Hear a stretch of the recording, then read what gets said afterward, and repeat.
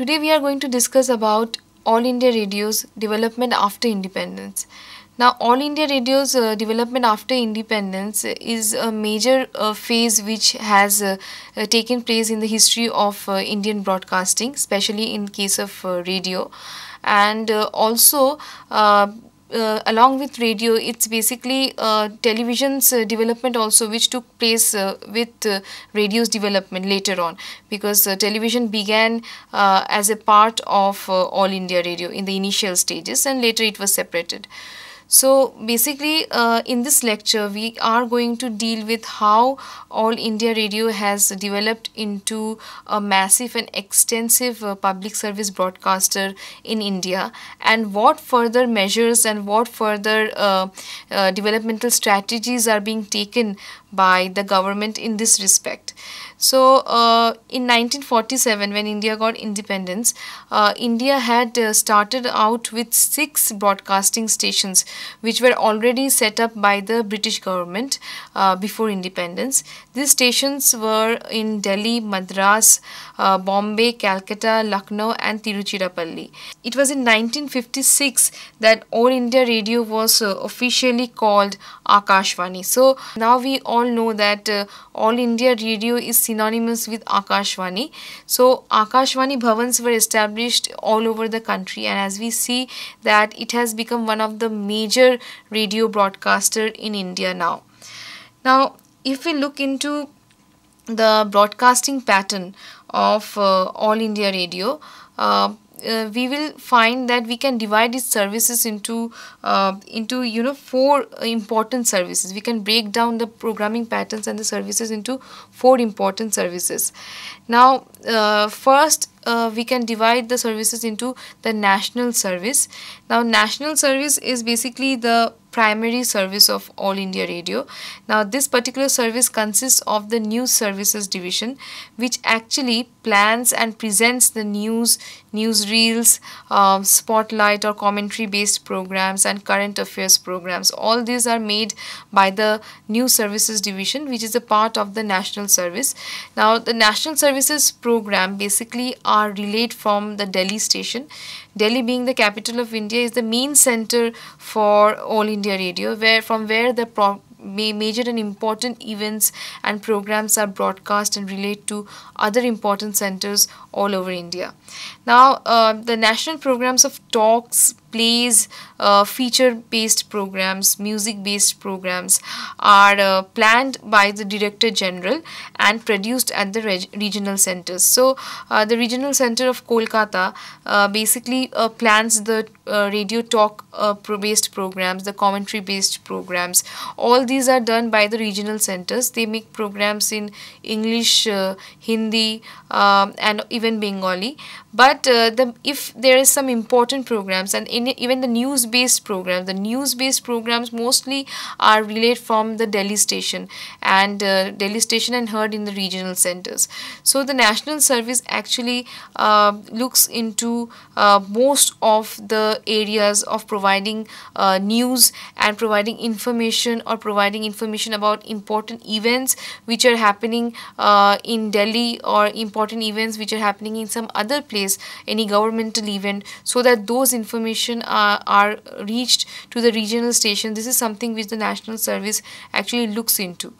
Now, the national service has also initiated the Akashvani Awards for plays, features and music, and also for youth programs, and this particular awards started in 1975 by the Akashvani Bhavan. Now, basically, to boost the commercial revenue of All India Radio, commercials were allowed on the primary channel in 1982 and on over 55 selected stations from 28 January 1985. When we talk about the national service, though most of the programs are relayed from Delhi, but we can include a particular station within the national service also. Though the programs here are made in different centers, but still we can actually include this particular station in the national service at this particular time, and this is the Vividha Bharati services, which were started in 1957. Now, talking about the Vividha Bharati services, we need to talk a bit about the history, a bit about how actually Vividha Bharati services came in.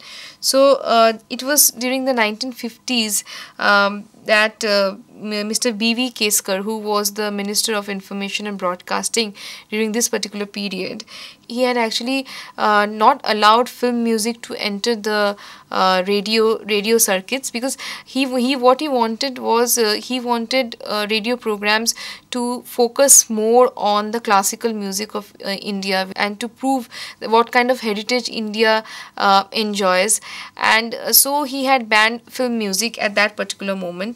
Now, during this particular time, he had organized programs like Radio Sangeet Sammelan, which was hugely popular among the people. But during this particular time itself, we see that when Ceylon in the late 40s had become independent, so some of the transmitters from the British Southeast Asian Command were handed over to Radio Ceylon, and they started running their commercial service in both Hindi and English. Now, the Hindi service, which the Radio Ceylon had started at that moment, it had it had no other programs, but it used to actually broadcast Hindi film songs, and because those stations could be catched on the medium wave and shortwave frequencies, so the Indian people also started listening to Radio Ceylon more rather than All India Radio. So it so happened that, you know, Radio Ceylon gained more popularity among the people than All India Radio, and it was at this juncture that the government realized that it has to change its programming strategy, and it has to include Hindi film songs, especially Bollywood songs, into its ambit, and make programs based on that. And this is how actually Vividha Bharati was born in 1957. So here in October 1957, this services were started, and commercial advertising was introduced in this particular station of All India Radio in 1967, and it was started from the Bombay Nagpur channel, and gradually this was extended to Calcutta, Delhi, Madras, Tiruchirappalli, and other places of India. The advertisements which were accepted in Vividha Bharati channel was basically tape recorded spots of 15 seconds or 30 seconds duration.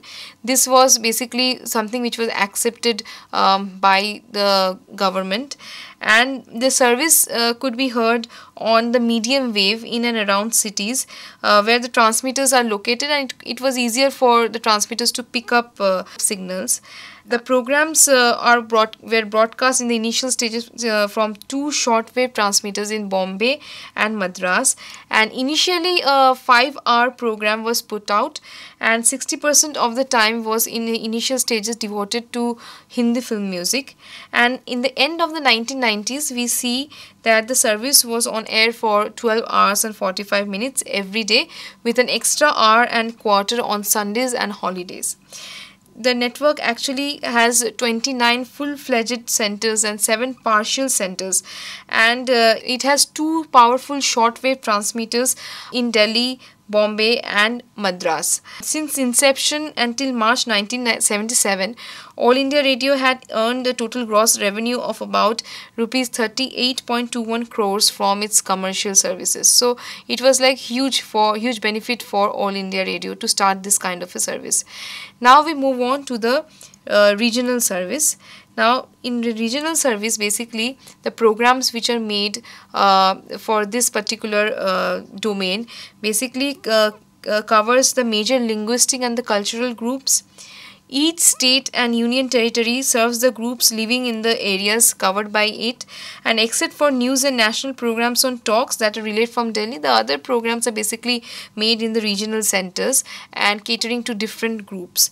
in March 1995, All India Radio had about 105 regional stations with an average of 4 to 5 regional stations in each state. A particular station called Yuvavani was launched in 1969 on 21st July. Now, this particular set of station was launched because of the fact that All India Radio wanted to cater to the youths, and so because of that, it actually the service actually provides a forum to the youths between the ages of 15 to 25 years who can actually present their viewpoints by participating in a wide range of programs on talks, discussions, interviews, plays, everything for the youth-based audience. So it actually created an entire channel for the youth-based audiences, and here the programs are basically made by the regional centers rather than the national centers. So Yuvavani also became hugely popular, and it used to consist of different kinds of programs, light-based programs, and it actually catered to the youth audiences in a very positive manner, and the youth loved those programs and participated in those particular discussions and programs too. Now, All India Radio also has an external services division, which actually is the voice of India, you can say, because this particular division actually has been India's authentic window to the world, and external services division of All India Radio broadcasts in about 16 foreign and 11 Indian languages in over 100 countries. Now, this particular this particular division has also led us to hear programs of Radio Moscow, Radio Beijing, the BBC, Voice of America, Sri Lanka Broadcasting Corporation, and many more services also broadcasted their programs via the shortwave frequency. So, All India Radio tries to reach out to other countries also to voice out what the government is thinking and voice out about the various facets of the Indian culture, life and thought, so that it can reach the other people also, to the foreigners. They could understand what kind of programming strategy All India Radio is following, what kind of developments have taken place in the Indian perspective for radio. Now, apart from that, All India Radio also has the local service. Now, this local service actually is very important because the FM technology, the FM service actually falls within the ambit of the local service of All India Radio. Now, Varghese Committee in 1978 had recommended a franchisee kind of a system to promote local radio for education and development. So there were many committees which were formed by the government from time to time, like the Sarkaria Commission and other committees like that. So these committees have from time to time, propounded their thoughts on whether there should be a separate body to look into the broadcasting patterns which were happening in India. Also, there were committees which looked into whether All India Radio should be separated from Doordarshan, and all those things were discussed by various committees and put forward by these committees. So the Varghese Committee actually looked into the promoting local radio for education and development, and it was during the 7th plan period that we see that it was proposed that 73 districts out of a total of more than 500 would be launching local broadcasts by 1992. Now, in this local broadcast, basically indigenous folk formats would be the main domain of making the program. So it can include the participation of local people into its domain. Now, here we see that the FM services were started on an experimental basis from a place called Nagarcoil. But it was not very popular in the initial stages, and also the technology was not very ripe at that particular moment in 1977. It was difficult being difficult for the government to have the technologically sound system. So what we see is that in 1993 a big breakthrough in the FM circuit came in, and it basically came in when All India Radio allowed the private companies to buy time slots on AIR FM.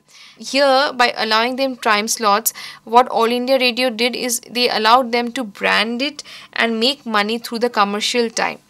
And so we see that different companies like Midday, Times of India, and other such companies, they actually started buying slots, actually rather not buying, basically they started leasing in the time slots of All India Radio's FM service, and they actually started preparing programs during that particular period, and these programs became hugely popular among the local people, among the masses because the programs were enjoyed thoroughly by these people, and FM became very popular.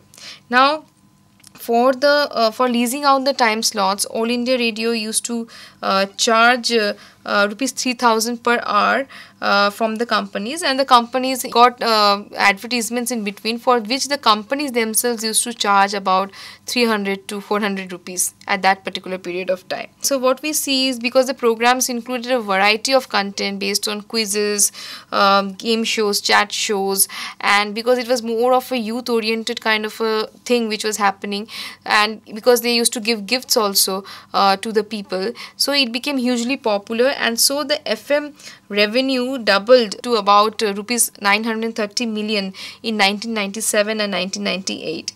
But the private companies during this period, they resisted All India Radio's bid to raise the rates and lobbied against Indian companies with 25% foreign equity bidding for time on FM channels. And so because of this controversy and these problems, what happened is that in mid 1998 the private FM channels were pulled off air. This was a big thing which happened that particular moment, because FM channels became popular because of the intervention of the private companies. So we see that this time slots which was sold during that period actually happened in Delhi, Bombay, Panaji, Bangalore, Madras and Calcutta. These were the places where the FM services involving the private entrepreneurship to enter into buying the time slots actually happened in these particular places. Now, because the FM services were pulled off air in 1998, there was another controversy which basically happened regarding selling of the television rights, and this controversy was related to the selling off of television rights regarding a particular cricket tournament rather, I should say, named Hero Cup, and this was a controversy which happened within the government of India and the BCCI. And during this particular controversy which was going on that particular period of time, the Supreme Court made a landmark judgment in 1995 which said that airwaves are not private property, and airwaves are the property of the public, and so airwaves have to be used in such a way so that people can get access to the medium. And it was after this judgment that the monopoly of All India Radio ended, and what All India Radio did was it actually opened businesses for the private commercial FM radio. And in 1999 we see that All India Radio started thinking about a particular kind of policy to actually lease out licenses to start separate radio channels on FM using the FM technology. So in early 2006 we see that there were about 338 licenses for FM stations in 91 cities which were auctioned, and these licenses actually helped in the creation of private FM channels like Radio Mirchi, Red FM. So in late 2002 the government again opened up FM radio for the community groups also. The community FM technology helped the local stations to start broadcasting FM programs within universities and other stuff like that. So there were different universities, different colleges which actually used use this technology to broadcast their own program. Now we move on to the other initiatives which were taken by All India Radio. That is, the All India Radio had a commercial arm to provide consultancy and turnkey solutions in the field of broadcasting, and it has named this arm as AIR Resources. Now this AIR Resources has helped in providing solutions to IGNOU in setting up FM transmitters for their Gyanvani stations at 40 places at the country. 26 Gyanvani stations are already operational, and the infrastructure, that is the land, building and tower, etc., everything have been given on rental basis for a fee, for a particular amount of fee. Now the AIR had already earned a revenue of about rupees 35.50 crores during the time period of 2006 and 2007 for this particular venture. It has also introduced the digital audio broadcasts since the mid 1990s, and this particular kind of broadcast, though primarily an audio medium, it has also the ability to carry multimedia messages or services like the text, data files, graphics, pictures and moving video. So thus DAB listeners can listen to information accompanied by information and pictures on their computer screens. Now All India Radio also has an audience research unit which actually conduct the listenership surveys. Also it has its news services division's website, which was relaunched in November 2007 with additional features like archiving and search along with the feedback option. So it has become more interactive. Now we move on to the digitization measures, and if we look into the digitization measures, we will see that the newsrooms of the regional news units have been automated, especially the newsrooms of Guwahati, Shillong, Shimla, Jaipur and Imphal. They have shifted from teleprinter line to news-based wires and VSAT-based news wires for receiving news for agencies, and a special project launched in 2006 to digitize the archival recording preserved in central archives of All India Radio. So the digitization process is still going on. Now, looking at the world, at the overall scenario, we have not been able to, totally deal with everything regarding the development of All India Radio. But we can actually conclude that All India Radio's policy over the years after independence has been primarily of Bahujan Hitay, Bahujan Sukhay. That is to look into the benefit of more people, to make more people happy. So that is being the more foremost and important venture of All India Radio. And in fulfilling this venture, All India Radio had in the initial stages totally ignored the commercial and the financial revenues, and gaining those revenues from the broadcasting of programs, due to which it had suffered immense amount of losses. And it has also failed to meet the demands of the audience in providing programs with innovative content. It has actually followed the same kind of programming which was there in 1947. So programming content has not actually changed. It does not allow all different kinds of elements to be interspersed as the way the private the commercial FM channels or the private commercial channels do, and because of that they dominate the market. And because of this entering of the private channels, especially in the FM technology, with FM technology, All India Radio has suffered a setback. But we cannot deny the fact that All India Radio is still the most widespread radio which is available, because it has MW and shortwave frequencies, and it has control over the news broadcast. So it has been important service broadcast, especially in India, and it will basically continue to remain so.